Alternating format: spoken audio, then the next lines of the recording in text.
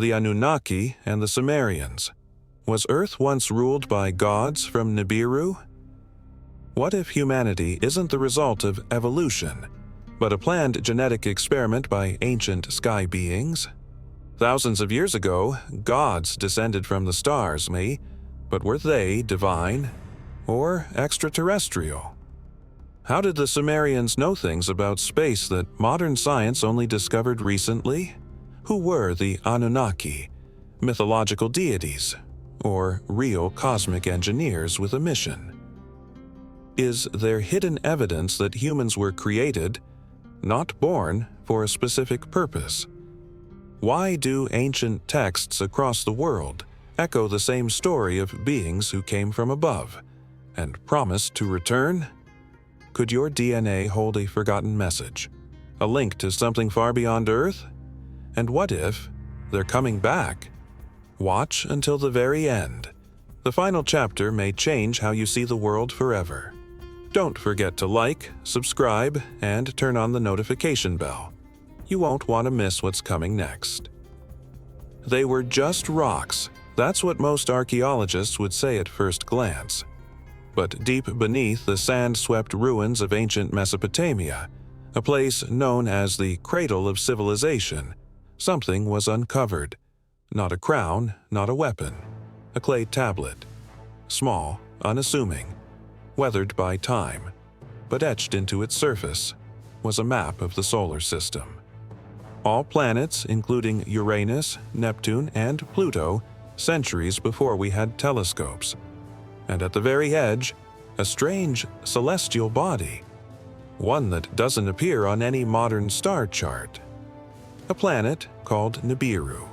The scientists who found it hesitated. This wasn't supposed to exist. And yet, there it was, as if someone, thousands of years ago, knew more than we do now. What if they did? What if the origins of humanity weren't born out of randomness, but were engineered? In the dust of ancient Sumer, modern-day Iraq, lie thousands of cuneiform tablets. Most remain untranslated. Most people have never even heard of them. But those who have, they whisper about them like a secret too dangerous to say aloud. Among the most controversial is a phrase that appears again and again: Anunnaki, those who from the heavens came down. Not gods in the poetic sense, not metaphors or symbols. These were described in unnerving detail. Towering figures with skin like bronze and eyes that glowed. Not spirits, not myths, but beings, flesh and blood, with purpose. The tablets don't just describe offerings or prayers. They speak of meetings, commands, and agreements, a hierarchy, a mission, a beginning, and humanity. Just one part of that mission. Let's step back. Imagine you're holding a 5,000-year-old Sumerian tablet. On it, a story unfolds of beings descending from the stars in flying machines, of them teaching humans agriculture, mathematics, astronomy, things we supposedly developed millennia later. You read further and your breath catches. There's mention of genetic alteration, of creation through clay and blood, of molding something, someone, in their own image, a being designed not to rule, but to serve. You start to wonder, not just about the past, but about everything you've been taught. We are told we are alone. We are told we are the product of chance, evolution, time, and adaptation. But what if that's only part of the truth? What if the real story is buried beneath layers of sand, silence, and deliberate omission? What if Earth was once under the dominion of those who came from beyond the stars? What if we are their legacy? This is not science fiction. This is not a bedtime story. This is a question that has haunted scholars, skeptics, and seekers for generations. And tonight, we begin peeling back the veil, one chapter at a time, because the traces are there, carved in stone, hidden in plain sight, left behind by gods or something much more complex. Welcome to the untold history. Welcome to the age of the Anunnaki. In 1849, British archaeologist Austin Henry Layard was digging through the crumbling ruins of an ancient city buried beneath modern-day Iraq, the forgotten capital of the Assyrian Empire, Nineveh. What he found wasn't treasure. It wasn't a golden idol or a jeweled crown. It was something far more dangerous: knowledge. Buried beneath the dust of time was the lost library of Ashurbanipal, the last great king of Assyria. Inside were more than 25,000 clay tablets, each inscribed with cuneiform script, the world's first written language. These weren't just lists or prayers. They were histories, astronomical charts, legal codes, medical texts, even stories about the beginning of the world, long before the Bible was written. And among them were tablets that spoke of beings from the stars. For decades, the academic world treated these texts as mythology, symbolism, primitive imagination. But not everyone agreed. One man, Zecharia Sitchin, a scholar fluent in ancient languages, took the translations a step further. He read the tablets literally. What he found challenged everything we thought we knew. According to Sitchin, the tablets didn't speak in metaphors. They described a race called the Anunnaki, powerful beings who descended from the sky, settled in Mesopotamia, and ruled the earth. They weren't just spiritual deities. They were described in technical terms, arriving in fiery chariots, wielding advanced technology, and, most controversially, engineering human life. The mainstream academic world dismissed Sitchin, called him a pseudoscientist, branded his theories as fantasy. But here's what they don't tell you. Multiple tablets clearly map the solar system, with the Sun at the center and all the planets in their correct order, including Uranus, Neptune, and Pluto, thousands of years before modern science discovered them. They even describe an additional celestial body, a massive elliptical planet known as Nibiru.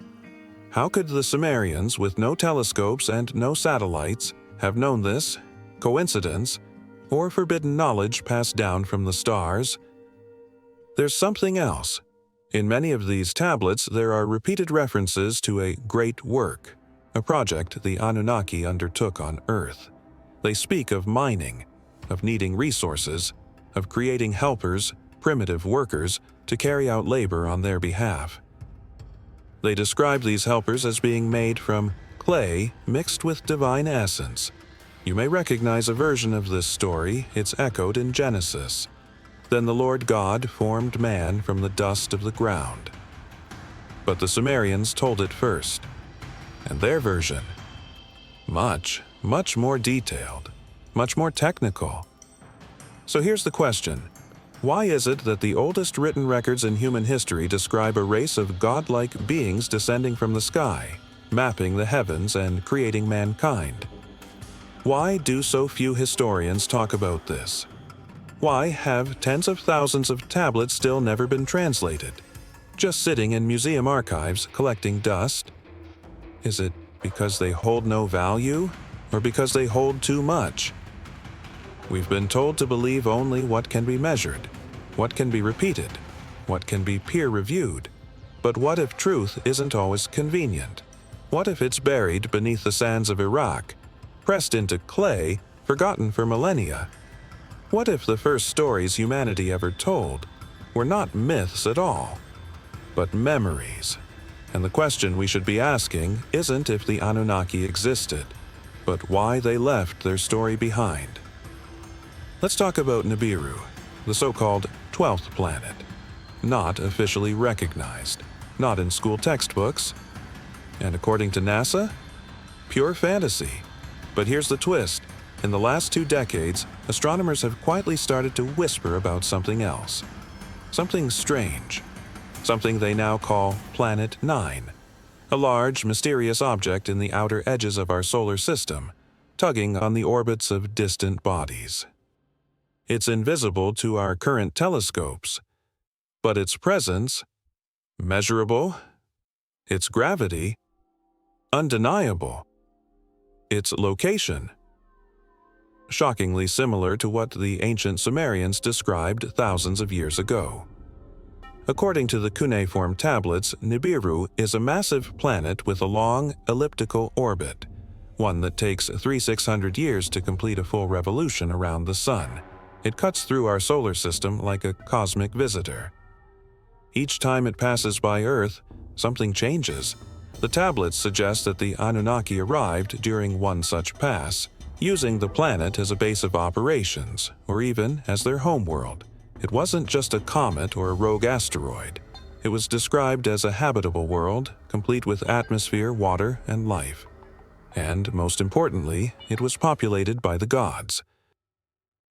Now pause, think about this. In 2016, Caltech astronomers published research suggesting that a giant planet, 10 times the mass of Earth, may be hiding beyond Neptune. Not visible, but its gravitational signature is bending the orbits of other objects in the Kuiper Belt. Sound familiar? It's not proof, but it's more than coincidence. It's the beginning of something. The Sumerians depicted Nibiru in their star maps. Not just artistically, mathematically. The planet's path was charted, its timing precise. They even warned that its return would bring global upheaval, earthquakes, floods, possibly even shifts in human consciousness. Could this explain the global flood myths found in nearly every ancient culture? Could this be the destroyer referenced in the Book of Revelation? The winged disk seen in Egyptian glyphs? The fiery dragon of Chinese legends? Or are these all just different names for the same celestial visitor? And here's where it gets more unsettling. Some researchers believe we're nearing the next return. Not tomorrow, not next year, but soon, in cosmic terms. If the Anunnaki truly came from Nibiru, what happens when their world swings close again? Do they return? Do they check in on their creation? Or have they been here all along, then hiding in plain sight? Mainstream science scoffs, calls it pseudoscience, fringe, fantasy. But the facts are lining up. Ancient tablets show a planet with a long orbit. Modern astronomers find mathematical evidence of such a planet. Myths from every ancient culture speak of celestial visitors, gods from the sky. Maybe it's all just coincidence.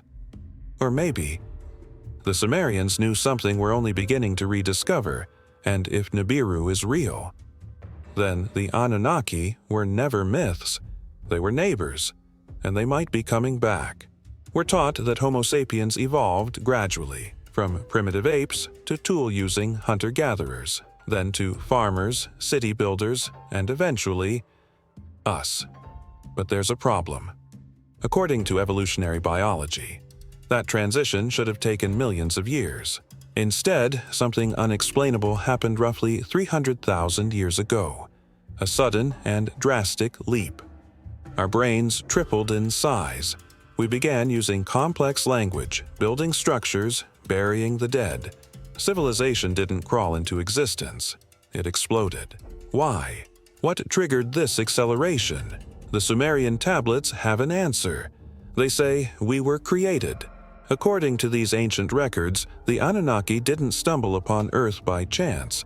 They came with a purpose, to mine its rich natural resources, especially gold, which they supposedly needed to stabilize the atmosphere of their own planet, Nibiru. But mining Earth's crust wasn't easy. It was labor-intensive, dangerous, and exhausting. So the Anunnaki made a decision. They would create a worker, not from scratch, but by combining their own DNA with that of the most advanced hominid species on Earth at the time, a genetic hybrid, half Earthling, half Anunnaki. The tablets describe a laboratory setting, not a garden. They speak of experimentation, failed prototypes, and collaboration between key figures. Enki, the god of wisdom and water, who led the project. Ninhursag, a powerful female scientist or goddess of birth. And Enlil, Enki's brother, who deeply opposed the idea of creating humans. They called their creation Adamu, the first man. Not a metaphor, a being, a product. They say Adamu was made from clay, mixed with the blood of a god.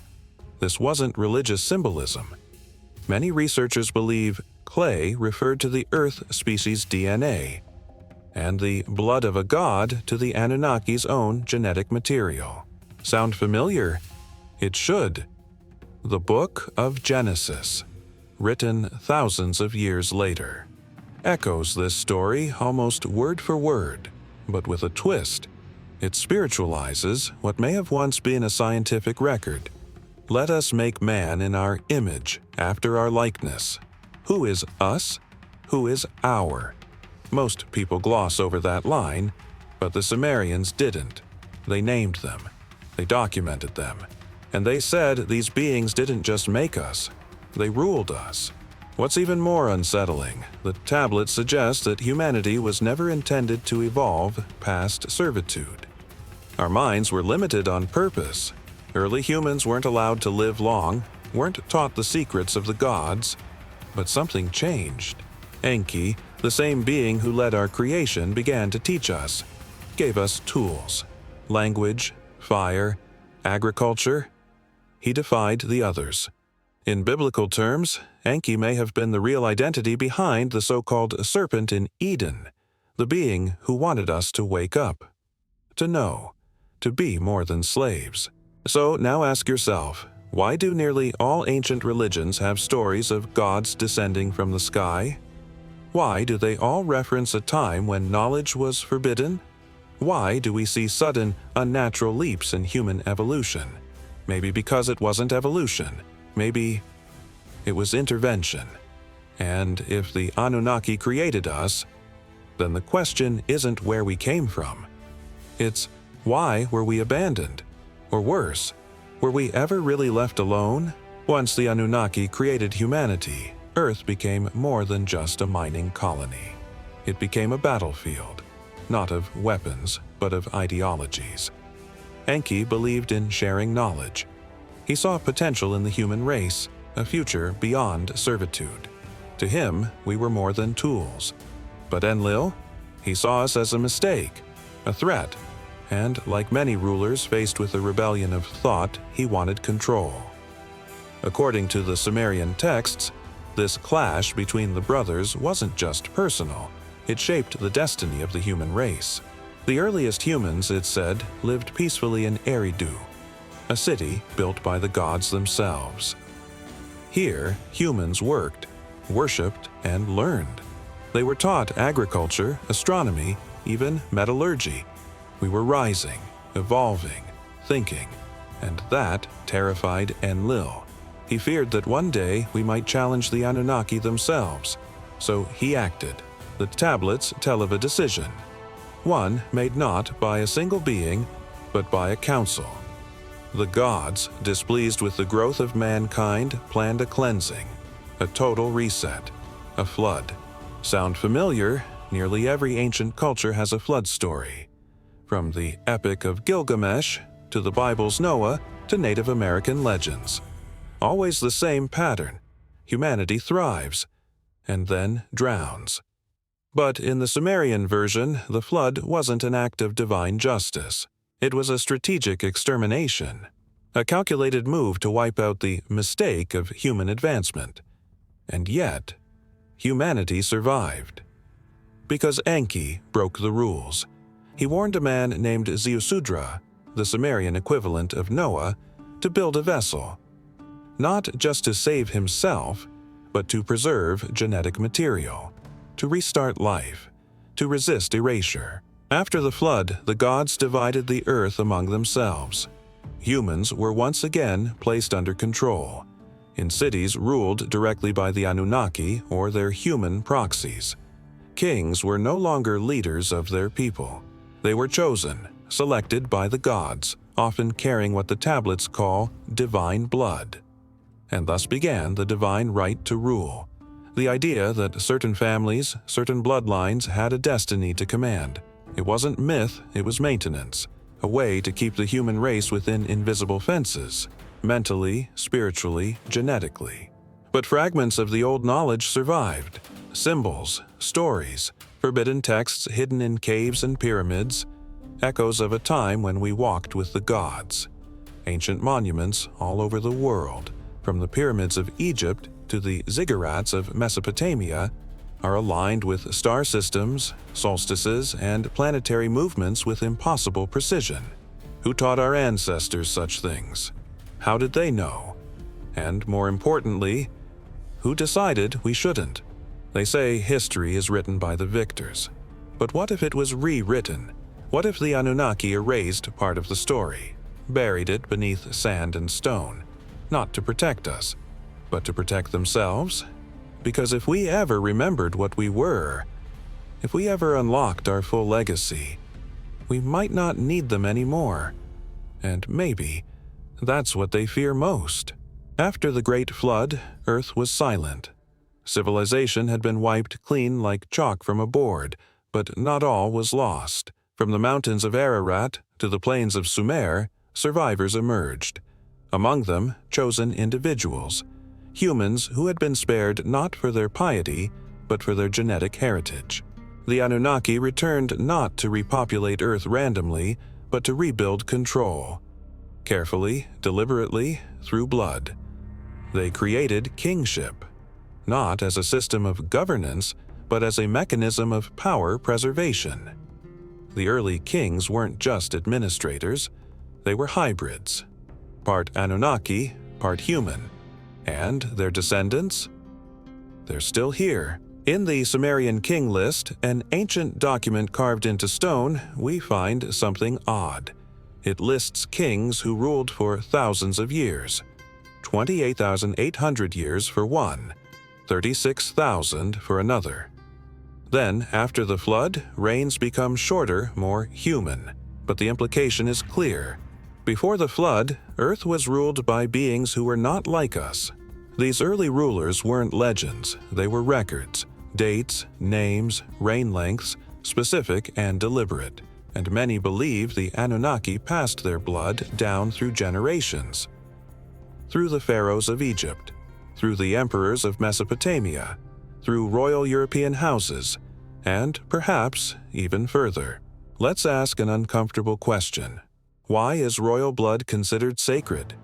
Why do monarchs claim to rule by divine right? Why, in some ancient cultures, were kings not allowed to marry commoners, only others of royal blood? And why do secretive groups throughout history, from the Knights Templar to elite modern societies, obsess over bloodlines and genealogies? Some researchers suggest it all goes back to a single truth. They're protecting something ancient, a spark, a gene, a code. From the Merovingian dynasty of France to the House of Windsor in England, myths persist of non-human ancestry. Even U.S. presidents have been traced to European royal bloodlines, including Bush, Obama, and yes, even Trump. Coincidence, or part of a much larger hidden pattern? According to this theory, certain families were chosen not just to rule, but to maintain the order established by the Anunnaki, to ensure we never rise too far, to ensure the truth stays buried. And here's the chilling part. What if the Anunnaki never truly left? What if they rule not from above, but through us? Through selected bloodlines, through institutions, through global systems designed to mimic freedom while preserving control. From financial empires to secretive councils, from global wars to corporate monopolies. Could all of it trace back to one objective? Preserve the legacy of the gods, and suppress the awakening of their creation. It sounds like science fiction, but the stories are there. The symbols are everywhere. The bloodlines never disappeared, they just went underground.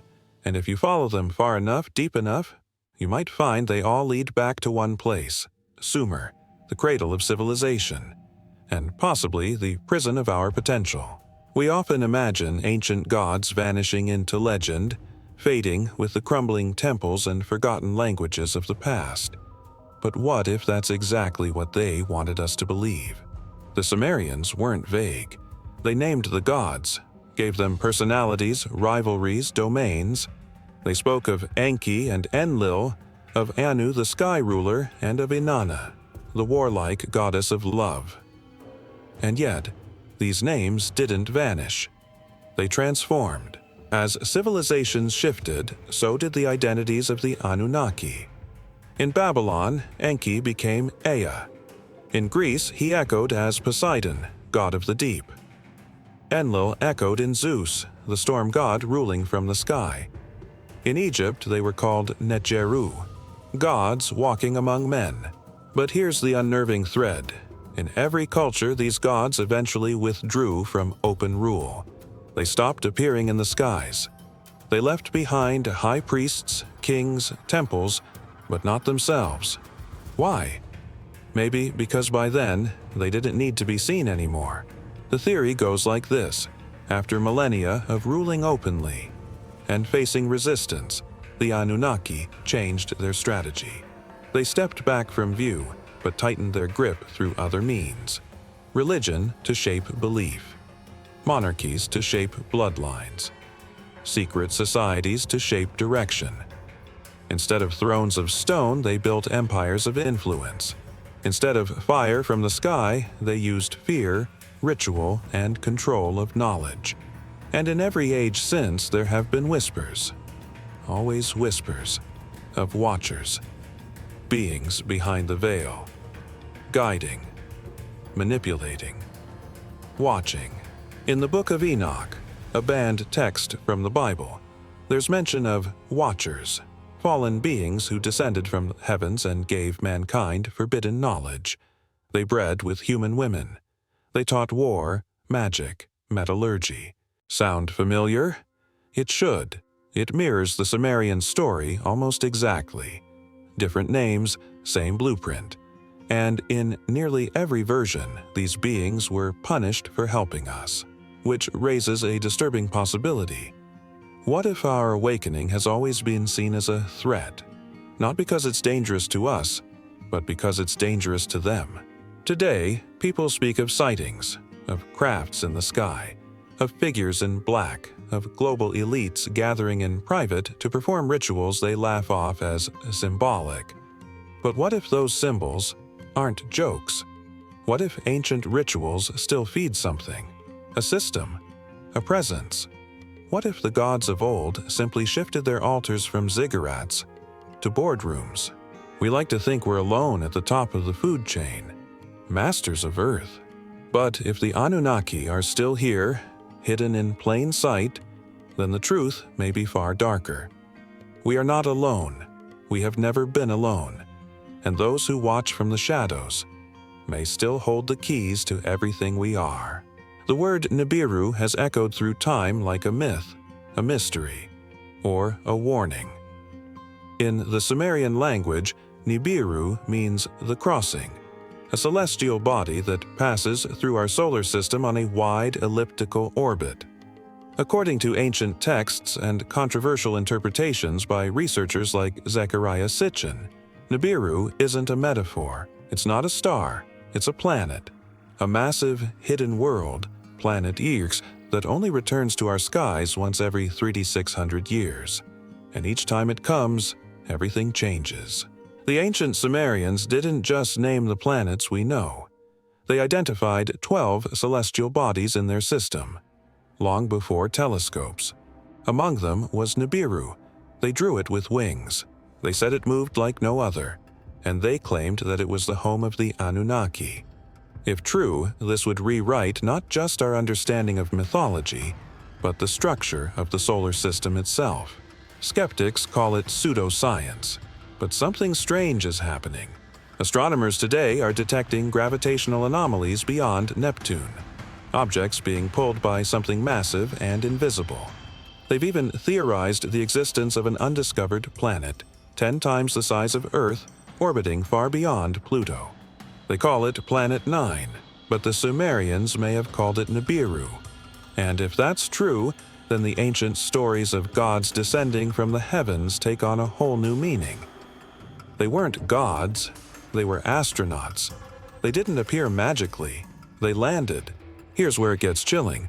If Nibiru has a long orbit, it must return. and ancient texts hint that each return brings catastrophe. Floods, earthquakes, mass extinctions.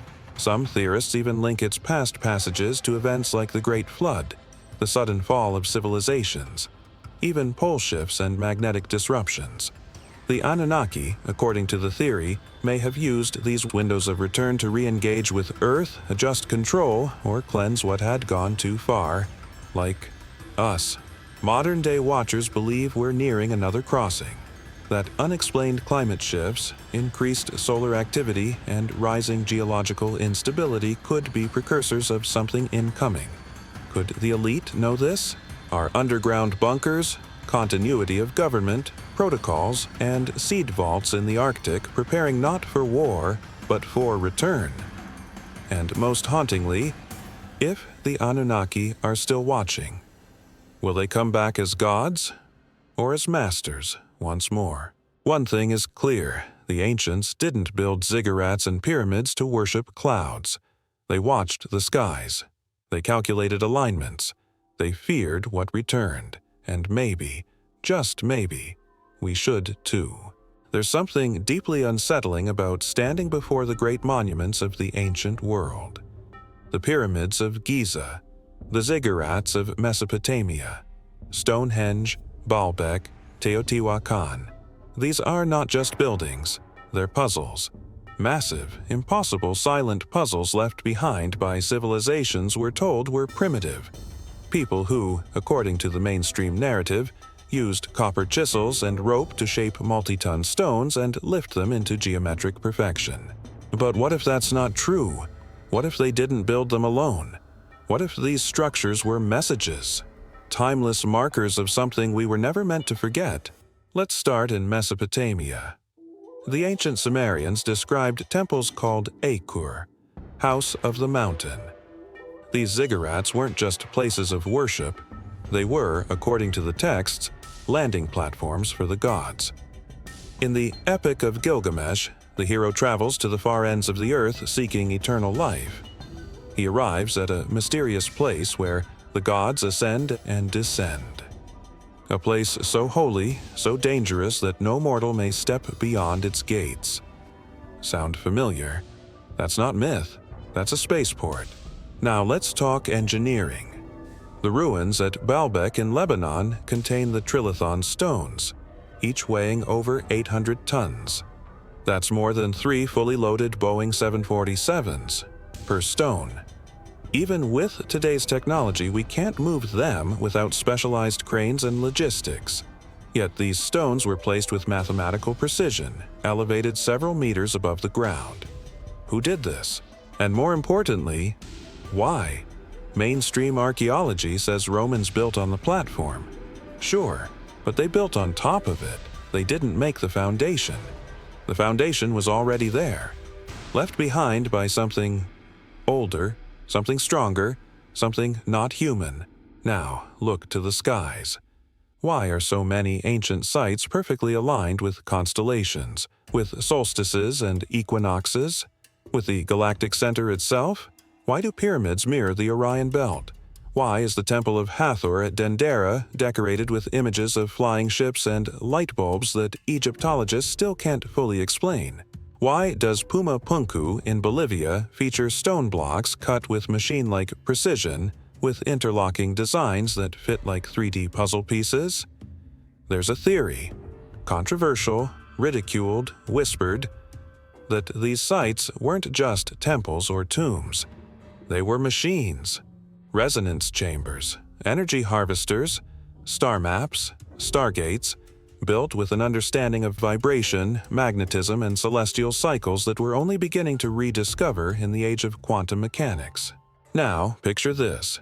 Thousands of years ago, a planet named Nibiru entered Earth's vicinity. From it came the Anunnaki, not gods in robes, but beings of advanced knowledge and purpose. They came to extract, to seed, to monitor. They needed bases. They needed systems to track stars, control resonance, mark time. So they left monuments. Not for us, but for them. Waypoints, receivers, anchors. And as the centuries passed and the Anunnaki withdrew, the monuments remained, too large to erase, too mysterious to understand. We stared at them. We worshipped them. We forgot their purpose. But something is changing. Across the world, ordinary people are awakening. They're questioning the past. They're decoding symbols, running frequencies, using drone scans, satellite lidar, and deep resonance tech. And the deeper they dig, the more they discover alignments, cavities, and energy patterns no ancient culture should have understood, unless someone gave them the blueprint, unless the gods wanted us to find it. Eventually. And here's the real twist. What if these structures aren't just remnants of the past? What if they're reactivating, one by one? What if the Anunnaki built them to last until the next crossing, until Nibiru returns? And when it does, what happens if these ancient temples light up again? What if we're sitting on a global system, dormant for millennia, not made by us, not meant for us, but ready, waiting for the moment their creators return? History is written by the victors, they say. But what if history has always been written and rewritten by something far older than any empire? A hidden hand, a bloodline. Because the deeper you dig into ancient texts, secret archives, and whispered myths, the clearer it becomes. The Anunnaki may not have just created Homo sapiens. They may have engineered specific humans to carry out their will, through dynasties, thrones, and empires. And that bloodline may still exist today. Let's rewind to the beginning. The Sumerian creation myth, the Atrahasis, tells of a time when the gods, the Anunnaki, grew tired of mining gold for their own survival. The labor was harsh. The lower gods revolted. So Enki, the scientist among the gods, proposed a solution. Let us create a worker. Using their own essence, they mixed divine blood with the clay of earth, genetic material from primitive hominids. The result? Us. But here's the part that's often missed. The first humans weren't just workers. Some were different, special, given the seed of kingship, as the texts say. These weren't mass-produced laborers, they were hybrids, part human, part Anunnaki. And they were placed in power. Sound familiar? Nearly every ancient civilization speaks of divine kings, rulers said to be descended from the gods.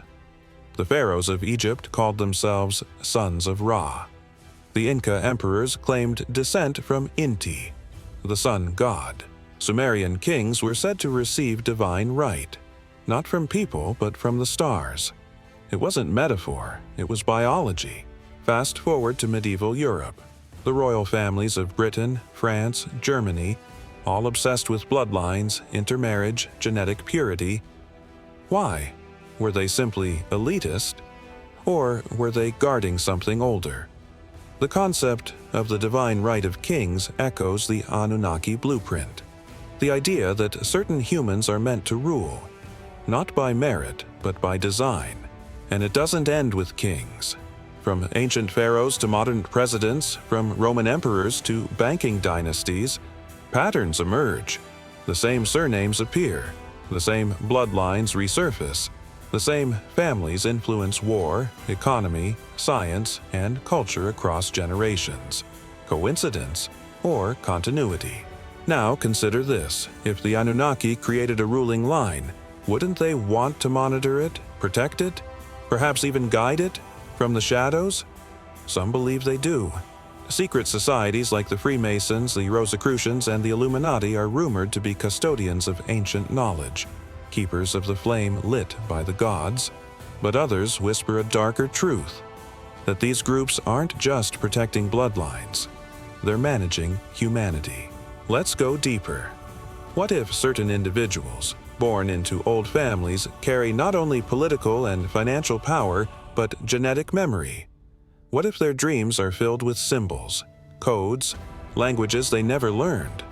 What if they're drawn to pyramids, stars, or sacred geometry? Some report visions, astral experiences, encounters with beings of light or shadow. Are these delusions or activations? Here's the ultimate question. If the Anunnaki return, or are already here, will they seek their ancient servants? Will they reactivate the royal blood? Will the old lineages rise again? Not just to rule, but to prepare Earth for something far bigger. Perhaps that's the real reason history has been scrubbed, rewritten, mythologized. Not to hide the past from us, but to protect the plan. Because the bloodline survives, and its purpose may be just beginning to unfold. Ancient stories always end the same way. The gods ascend, the sky darkens, the temples are abandoned. But what if that's not the end? What if it's just the moment they stepped into the shadows? Because across continents, cultures, and centuries, whispers remain. Beings that look like us, but aren't. Men of immense knowledge, agelessness, and power. Strangers who arrive, offer wisdom, and vanish. The Sumerians called them the Anunnaki. Others called them the Watchers. And the idea that they are still here, hiding in plain sight, is more than just myth. It's a possibility that grows more unsettling by the day. Let's talk about the gods. The Anunnaki weren't portrayed as glowing spirits or winged angels.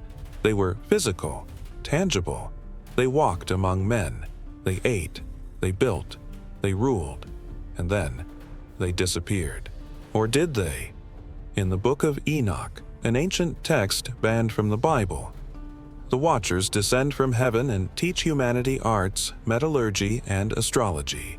But they are punished not for appearing, but for interfering, for mixing with human women, for creating a hybrid race of giants, the Nephilim. Enoch says they were locked away, but not destroyed. The implication: they still exist. Modern UFO reports often describe tall humanoid beings with luminous eyes, commanding presence, and advanced technology. Some abductees report strange encounters with beings who speak telepathically, monitor genetics, and seem deeply interested in our evolution. Is it all hallucination, or is memory returning? Governments don't like this question. In 2020, the Pentagon quietly released UFO footage. In 2023, whistleblowers claimed the U.S. recovered non-human craft and even non-human biological material. But the real bombshell. Former Israeli space security chief Haim Eshed said outright, "The aliens have been among us for years, and they asked not to be revealed until humanity is ready." That's not a fringe conspiracy. That's a respected government official confirming the presence of beings watching us and controlling when the truth is revealed. It echoes ancient warnings.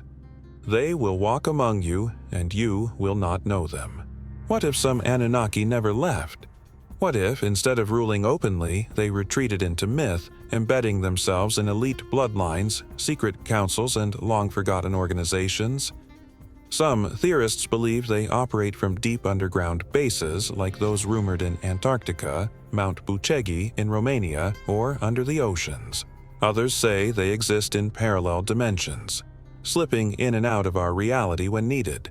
Their goals? Unclear. Are they protecting us, monitoring us, preparing us, or controlling us? You've felt it, haven't you? That sense that someone's watching. That strange figure in the airport who never boards a plane. That executive who never seems to age. That dream where you're shown images, messages, symbols you can't explain. Are those dreams yours? Or were they placed? We're surrounded by cameras. But maybe the real watchers aren't the satellites overhead. Maybe they're the ones who put them there. Here's the chilling possibility. The Anunnaki aren't coming back, because they never left. And if you knew what to look for, the bloodline, the symbols, the silence in the sky, you might see them too. Not in robes, not in golden ships, but in suits, in labs, in boardrooms, in power. And when the time comes, they won't introduce themselves. They'll simply take control again. Because Earth was never ours. We were just tenants. And the landlords, they've been watching all along. We've all seen the images: colossal ziggurats in Mesopotamia, the Great Pyramids of Giza stone circles aligned perfectly to constellations. But maybe we've misunderstood them all along. What if they weren't just tombs or temples? What if they were technology? Because in ancient myths from Sumer, Egypt, India, and even South America, one symbol keeps appearing: the gateway to the heavens. A portal, a stargate. And if the Anunnaki came from the stars, wouldn't they need a way back? Or a way to return? Let's begin with the Sumerian god Enlil. He was said to have descended from the heavens to a landing place on Earth. Not metaphorically, literally. Ancient tablets describe his sky chamber touching down at a sacred site surrounded by fire and smoke. In the Epic of Gilgamesh, the hero journeys to the Mountain of the Gods, where the gates of heaven open only to the chosen. Over and over, we see references to specific locations where the boundary between earth and sky dissolves. In modern terms, wormholes, portals, dimensional rifts.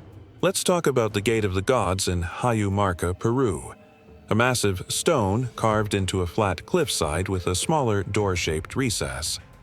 Locals claim it's a door to the gods, where tall beings emerged and disappeared. In 1996, a man named José Luis Delgado Mamani claimed to have seen the gate open, revealing a tunnel of blue light. An hallucination? Or a reactivated stargate? Then there's Babylon, the ancient city said to house the Anunnaki, the foundation of heaven and earth. Scholars believe this may have inspired the Tower of Babel, built to reach the gods. But what if that wasn't ambition?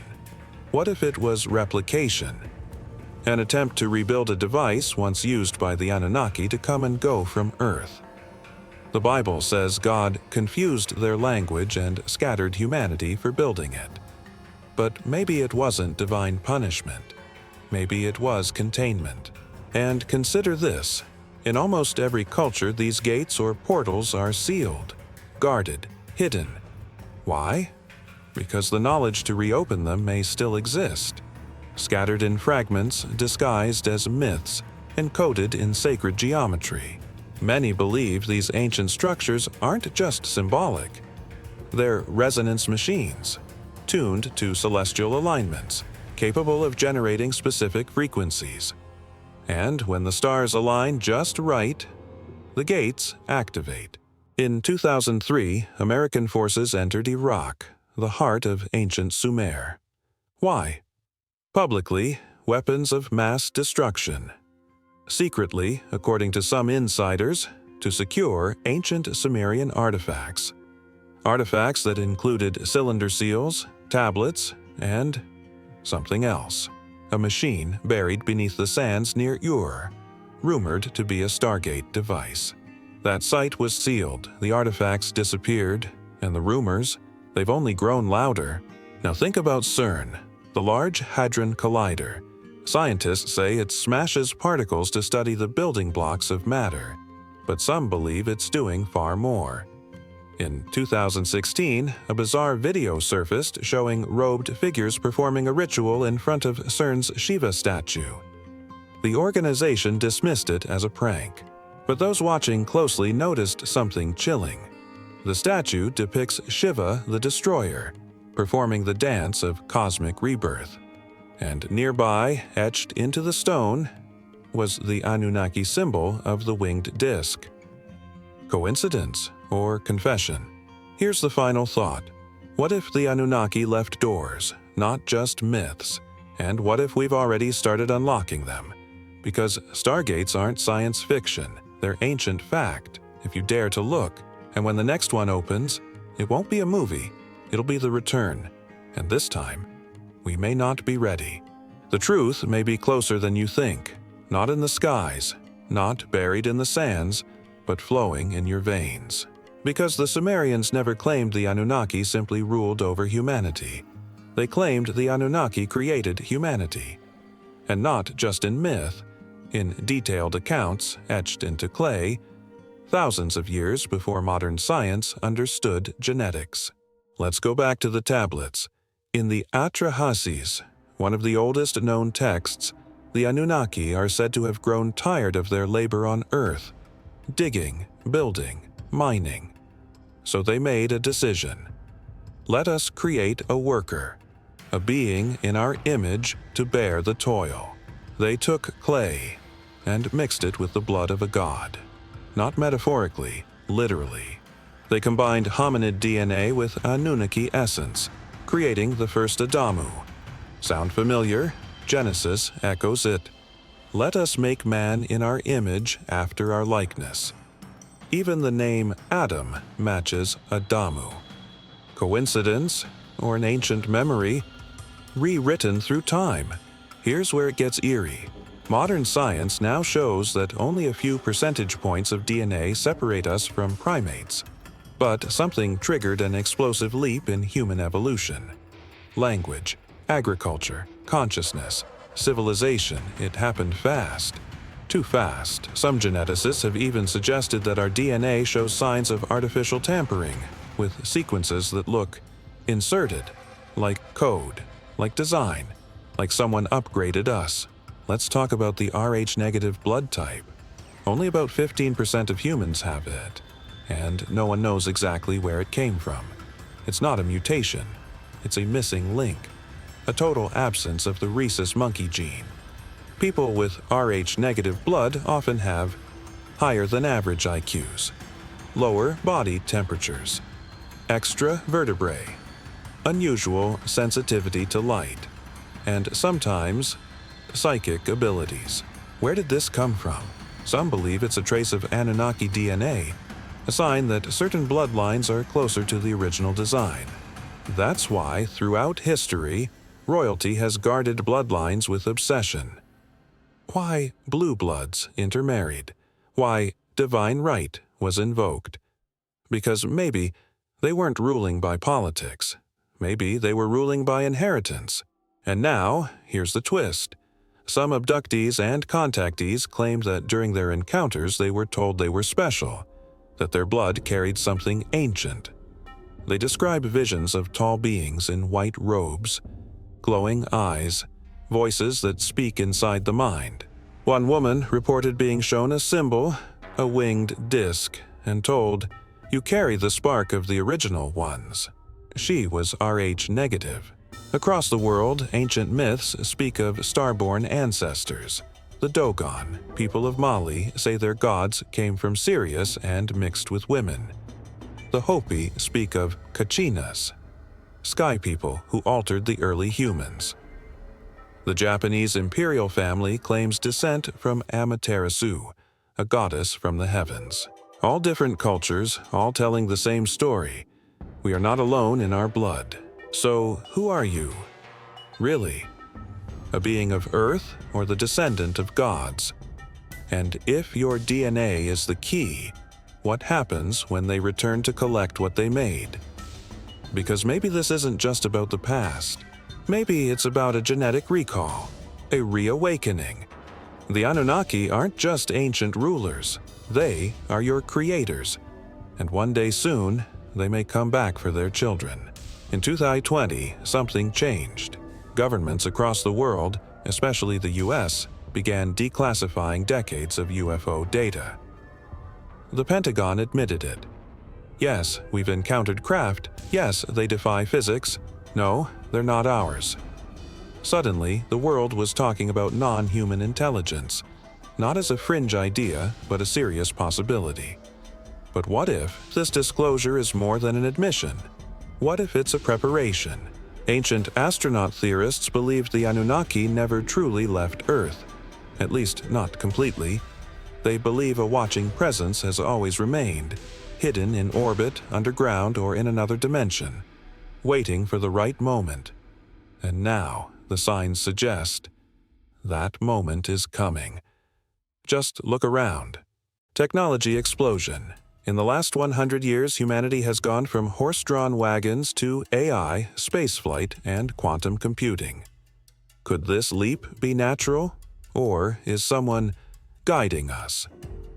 Even today, scientists like Elon Musk openly discuss brain-computer interfaces, gene editing, terraforming Mars, concepts that mirror the powers of gods described in ancient texts. Are we being groomed for the next level?